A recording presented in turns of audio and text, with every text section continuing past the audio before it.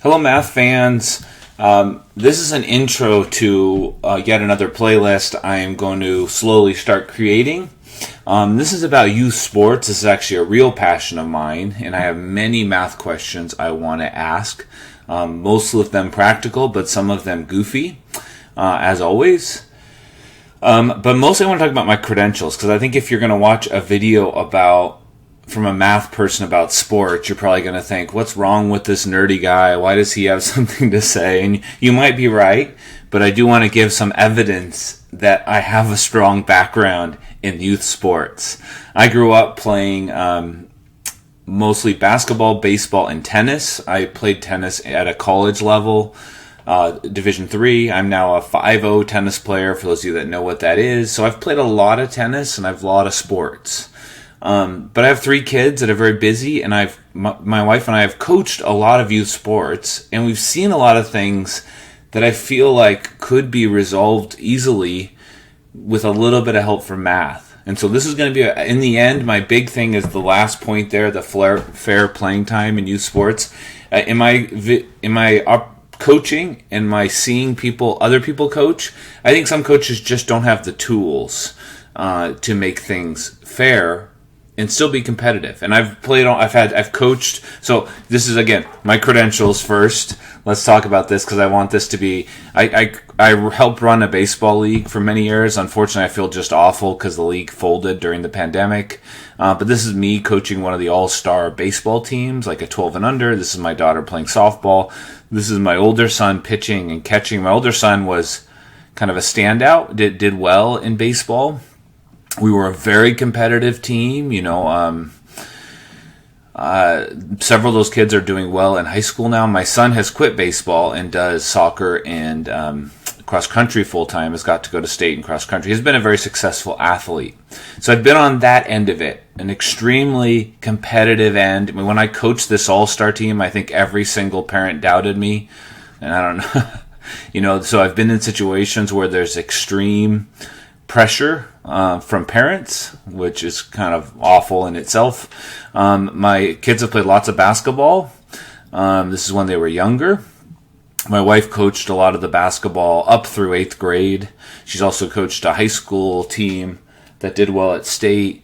Their basketball team won the 3rd grade division, which is a highlight. We don't win very often.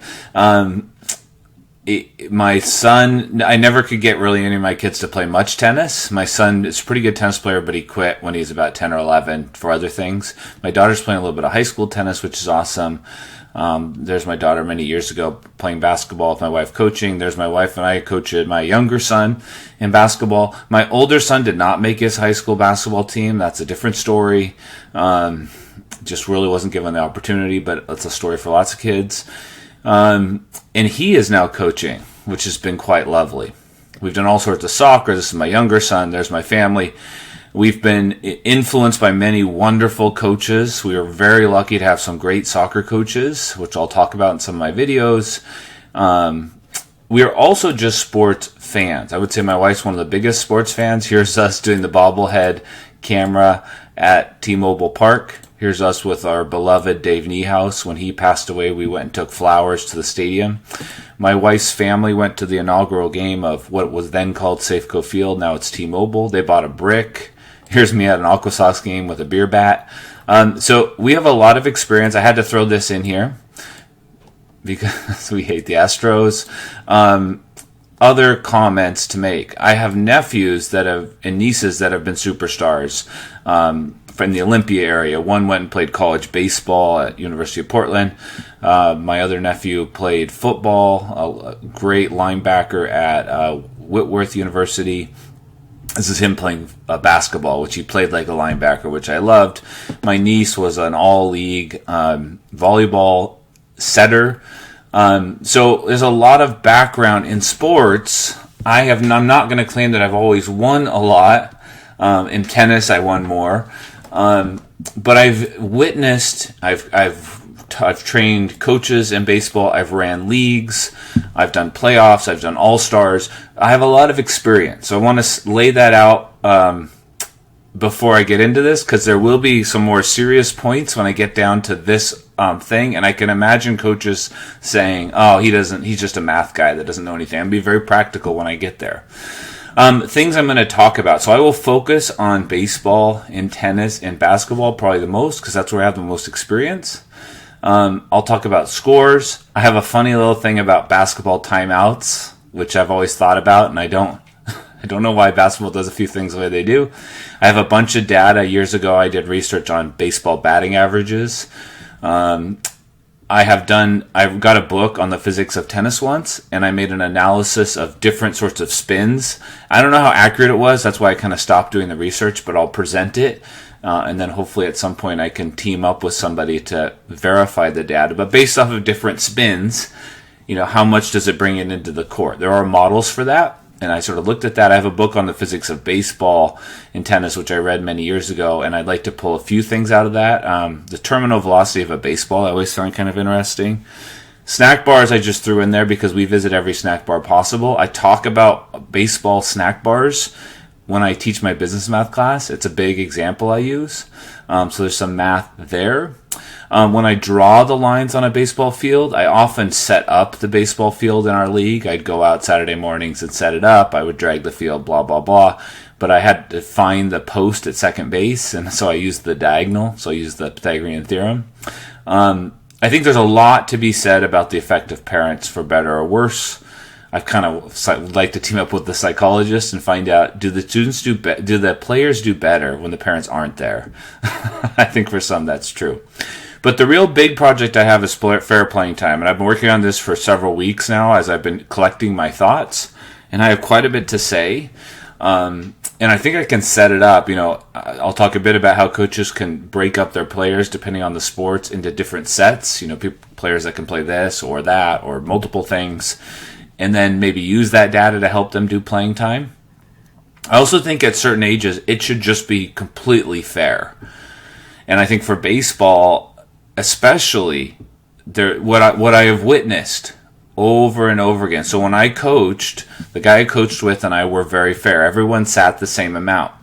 Now, over the last 3 years, my younger son, who's not quite as good as my older son was, has been on teams that I didn't coach. And those teams, uniformly, always sit the same kids the first 2 innings and always sit the same kids the next 2 innings because the league allows that, which I think is atrocious, because then you have kids sitting in the dugout for 2 hours.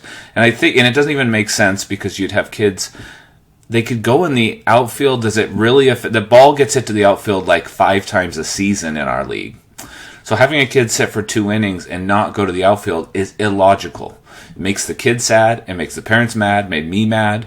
And my son was as good as those players. It's just the coach then did the same thing. I don't know if it was what it was. Also, we would always put my son in the same spot in the outfield. Also, we'd always put him at the bottom of the lineup. And he got quite a few hits. It just was like once the coach made the decision, we were stuck there the rest of the season. And so I've seen that now many years.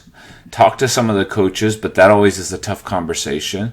And so I have some ideas for what a league could do to just remove this. It would remove the stress on the coach. It would remove the stress on the parents and the kids. The kids would know what was going to happen. And there's no reason when they're under 10, 11, 12, it can't be completely fair.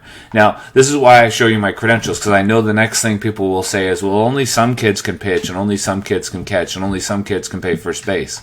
So that's part of what I would say is we would have a little bit of leeway in the system. And I ran a baseball league. I've seen how this works. I just think we could set up a system that we should never have it where one kid gets like 12 at-bats in a season, and another kid on the same team gets 30. Because that was happening. You'd have the kids at the bottom of the lineup would get half as many at-bats. So one would get 12, one would get 24 for the season. That's just weird. Just so few opportunities. You only put the one kid in the outfield. What is the goal of youth sports? That's really the question I have. I think things can be competitive and still give kids the opportunity. If you have a kid that wants to pitch and they don't pitch all season, you just break their spirit. So I think this is something that I'm just seeing over and over and over and over again, coaches that are missing the point. And I've been to talks about this, and I'm hoping I can provide some math so it's just easy. You give me the sets of players, I'll give you the lineup. I've done it. Even if you had 18 players on your baseball team, which would be terrible, no one should sit more than 3 innings. It's mathematically possible. Most of the time on the teams my son's been on, there have been 12 players. And then you have a kid that's sitting all the time, 3 innings. And it's just rotten. I don't understand it. It doesn't make any sense to me. I can't figure out. I think it's because the math is hard for people. And I'm hoping that's where I can help. Or some coaches think, oh, we need to be competitive. If we put that guy at third base, we're going to lose. And I don't understand that. I've watched too much youth sports. I don't understand where those people are coming from. Doesn't make any sense. It's illogical. So for basketball, I can talk a bit about playing time in terms of positions. For soccer as well, I think soccer you would want to group your players. So there's some commonality, and these things are online. You can find equal playing time pieces. It's baseball is the one that I've seen the most unfairness, and I don't understand it because I've been around it. I've coached it at many different levels, and I just see over and over and over again teams where coaches put 2 or 3 kids always at the bottom of the lineup, and those same 2 or 3 kids sit in the dugout for an hour and a half for a 2-hour game. And that doesn't make any sense to me. What are we trying to do here? So I hope I can help with that. As you can tell, I have a lot of passion for that. I plan to, and my kids are all out of it, so it's not a self-interest. That's the other thing is in youth sports, everyone's interested in just whatever they can do for their own kid. It's understandable. But I hope I can provide leagues with some information and pair it off, and maybe we can make a few of these things slightly better. I also think leagues should just have this, they just keep track of their records, but they should also keep track of how often each kid sits. That could just be part of the scoring sheet. And then you would see if one coach is always sitting the same people over and over and over again. And I think there should be a certain criteria. If we hit a certain level, that coach can't coach in the league anymore. I know people will have strong opinions against me about this, but I'm going to lay out my case. But the rest of it will be goofy, and I'll probably start with several goofy videos, but the fair playing time is something I'm going to work on for a long time. It's a big project for me, and I'm going to work together with coaches I know. I know a lot of stuff is already out there, but I have some of my own twists on it. And I know that it's something I can make better. I can help make better. All right. Thanks for listening. If you have other sports that you think I should cover, you can add in there. But these are the ones I know the best. I actually know football the least of those 5. So I'm going to try not to talk about football where I don't know as much. But thanks for listening. I'm excited to do this. This is going to be something I do as I have time here and there, just like in my other playlist. But I wanted to give an intro first. All right. Thanks for listening.